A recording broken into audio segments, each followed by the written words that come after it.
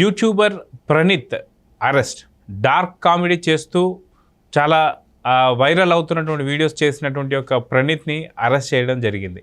అయితే ఇది ఎందుకు ఏంటి అనేది పూర్తి వివరాల్లో మనతో పాటు సీనియర్ జర్నలిస్ట్ హేమసుందర్ గారు ఉన్నారు.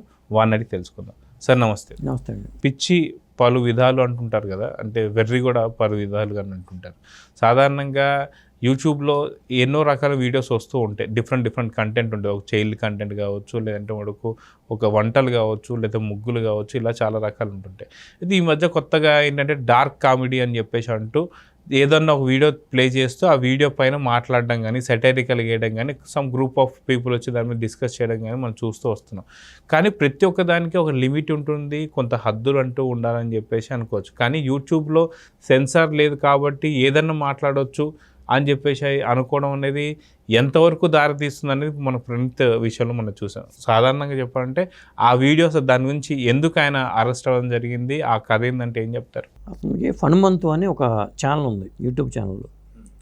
ఆ యూట్యూబ్ ఛానల్లో ఏంటంటే సినిమా రివ్యూలు కానీ, లేకపోతే ఇతరత్ర అంశాలు కానీ, డార్క్ కామెడీ పేరుతో లేదా రివ్యూల పేరుతో, కాళిదాస్ కవిత్వం కొంత నా పైత్యం కొంత అంటారు కదా, ఆ తరహాలోనే ఆ వీడియోలు చేసి అప్లోడ్ చేయడం అనేది జరుగుతుంది. ఎప్పుడు నుంచి గత కొంతకాలంగా జరుగుతుంది ఆ ఫన్మంతు ఛానల్లో. అందులో భాగంగానే మనం ఒక వీడియో చేశారట. ఒక తండ్రి కూతురుని ఏదో కొడుతున్నట్టుగా ఉండే బెల్ట్ తీసి చేస్తున్నట్టుగా ఉండే వీడియోని తీసి దాని మీద అబ్యూజ్గా ఒక వీడియో చేసి పెట్టడంతో వివాదం అయితే మొదలైందండి. ఇది అతను కూడా కంప్లైంట్ చేశాడు. అసలు ఒరిజినల్ ఎవరైతే వీడియో ఉన్నాడో నా మీద ఎలా చేస్తారని చెప్పి అతను కంప్లైంట్ పెట్టడం ఒకటి.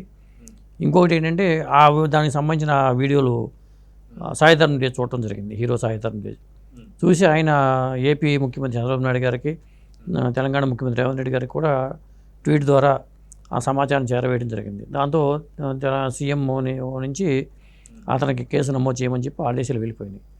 అట్లా అతను ఇరుక్కుపోయాడు ఈ కేసులో. హనుమంత్ అనే అతను, ప్రణీత్ హనుమంత్ అతని పేరు. అతను ఇలా ఇరుక్కున్నాడని చెప్పాలి.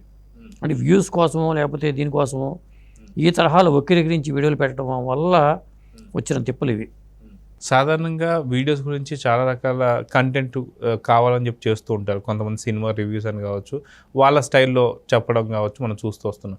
ఇంకొంతమంది ఏంటంటే అడ్వెంచరస్ వీడియోస్ చేయడం, ఏదైనా ఒక అడ్వెంచర్స్ ట్రెక్కింగ్ కావచ్చు, లేదంటే మనకు సముద్రాలలో ఏదో చేస్తూ ఉంటారు.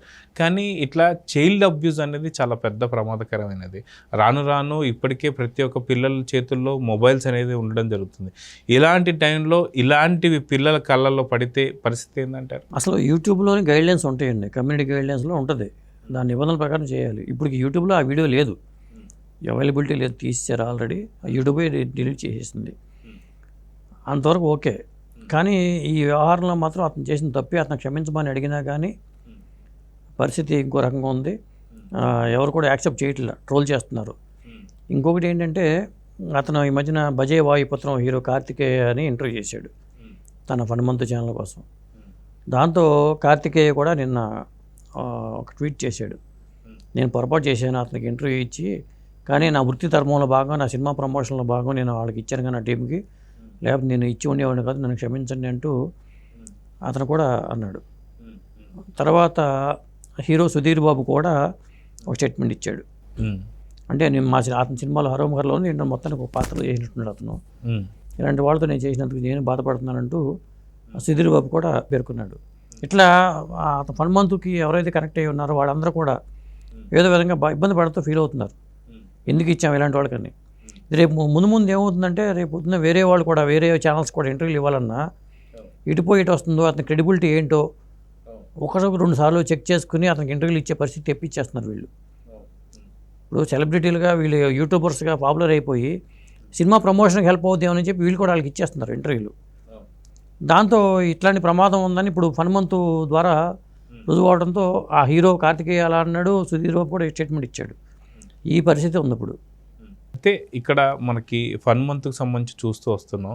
ఇప్పుడు రాను తీవ్రంగా కేసు అయితే చాలా పెద్దదిగా అవబోతుంది. ఈ విషయం చూస్తే అందరికీ ఏమర్థం చేసుకోవాలి అంటే, సాధారణంగా ఏదైనా తిరిగి వస్తుందే కానీ నోట్లోంచి మాట జారితే మటుకు తిరిగి రాదు అని చెప్పాను. కానీ ఆ ఒక్క పదం కొద్దిగా ఆలోచించి ఆగి ఉంటే మటుకు ఈ పరిస్థితి ఉండేది కాదని చెప్పి అనుకోవచ్చుగా మనం. అవునండి, మనం ఒక వీడియో చేసినప్పుడు 1-2 సార్లు ఆలోచించుకునే మాట్లాడాలి, ఏ మాట మాట్లాడినా. లేకపోతే ఏమవుతుంది, తీవ్రమైన పరిణామాలు వస్తాయి. చాలామంది ఏమనుకుంటారంటే మామూలుగా సాధారణంగా ఒక వీడియో చేస్తే ఎవరు చూడరు, దీన్ని ఒక అసాధారణంగా మనం ప్రజెంట్ చేయాలి అనే భావన వల్లే ఇలాంటి వీడియోలు వస్తున్నాయి. అది రెగ్యులర్ ఫార్మాట్లో చేసుకుంటేనేమో సంప్రదాయబద్ధంగా వెళ్ళిపోతేనేమో ఎవరు చూడట్లా, దానికి విరుద్ధంగా వెళ్ళిపోతూ ఏదో మసాలా కాస్త దట్టించేసి చేస్తే వికటిస్తూ ఉంటుంది. ఆ వికటిస్తుంది అనడానికి ఉదాహరణ ఇదే. లిమిట్లో ఉండాలి ఏదైనా. ఇప్పుడు కూర వండితే మసాలా అయినా లిమిట్లో లేకపోతే అది కూడా స్పాయిల్ అయిపోద్ది. ఆ తరహాలోనే అతని కెరీర్ స్పాయిల్ అయినట్టుగా అవుతుంది ఇప్పుడు ఫన్ మంత్కి. సో మొత్తానికి ఇన్ని రోజులు తను చేసినటువంటి ఒక ఏదైతే వీడియోస్ కావచ్చు, కంటెంట్ కావచ్చు, ఇంకేదైనా కావచ్చు, ఇక్కడతో ఫుల్ స్టాప్ పడిపోయిందని చెప్పి భావించాలి. కానీ చాలామంది ఎవరైతే ఉన్నటువంటి ఒక ప్రేక్షకులు కానీ మిగతా యూట్యూబ్ చూసేటువంటి వ్యూవర్స్ కానీ ఎవరైతే ఉన్నారో వాళ్ళందరూ అంటున్న ఒకటే పాయింట్ ఏంటంటే, ఒకవేళ ఎడిటింగ్ అనే ఆప్షన్ అయితే ఒకటి ఉంటుంది. అనుకోకుండా ఏదైనా మాట్లాడినా దానికి సంబంధించి ఎడిట్ చేసి పెట్టేటువంటి ఒక వెసులుబాటు కూడా ఉంటుంది. అయితే పూర్తిగా టీం అంతా కలిసే ఇలాంటి పనులు చేశారు కాబట్టి పూర్తి టీం పైన యాక్షన్ తీసుకోవాలని చెప్పి 100% వాళ్ళ టీం మొత్తం దానికి బాధ్యత వహించాల్సిందే. చాలామంది 4-5 ఉన్నారు మొత్తం వీళ్ళు. ఆ టీం మొత్తం దీంట్లో ఇన్వాల్వ్ అయ్యారు. టీం మొత్తం దీనికి ఏ శిక్ష పడుతుందో చెప్పలేం, కానీ మొత్తానికి చాలామంది కనువిప్పు లాంటిది ఇది. చాలామంది యూట్యూబర్స్కి కనువిప్పు లాంటిది అని చెప్పుకోవచ్చు. ఇలాంటి పనులు చేయకుండా ఉండటం బెటర్ అండి. వ్యూస్ కోసమో లేకపోతే దీనికోసమో వల్గారిటీ వీడియోలు కూడా యూట్యూబ్లో తెగ వచ్చేస్తున్నాయి. అసలు ఏది పడితే అది వచ్చేస్తున్నాయండి. దీనికి ఒక లిమిట్ లేకుండా, ఆ గైడ్లైన్స్ తెలుసుకోకుండా అప్లోడ్ చేసేస్తున్నారు. జనాలకి ఏమిటంటే ఎంటర్టైన్మెంట్ ఇది బాగానే ఉంది కదా అని చెప్పేసి థియేటర్కి వెళ్ళి సినిమాలు చూసేవాళ్ళు కూడా మానేసుకుని దీంట్లో కలెక్షన్ చేస్తున్నారు.